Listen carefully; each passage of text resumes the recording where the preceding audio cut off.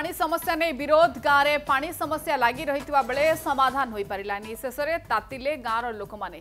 विधायक प्रार्थी प्रचार को आसवा बेले गाँ लोके विरोध करिसेंती खाली माठिया सहित हांडी गाँ दांडे रखी प्रचार को आसीथिबा बीजेडी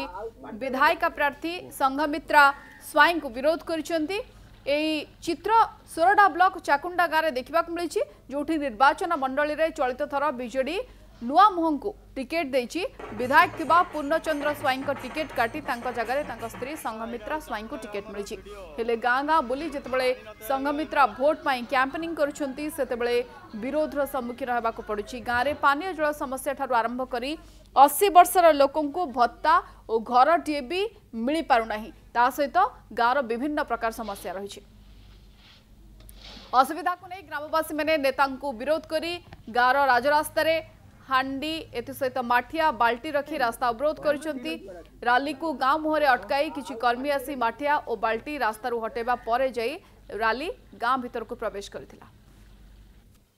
3000-2500 लोक रहउजंती बासिंदा पाखापाखि 15 वर्ष होमर पानी बहुत असुविधा होची पानी दरकार पड़े आम भाई भाई भितर भी बाड़ाबाड़ी भी होचु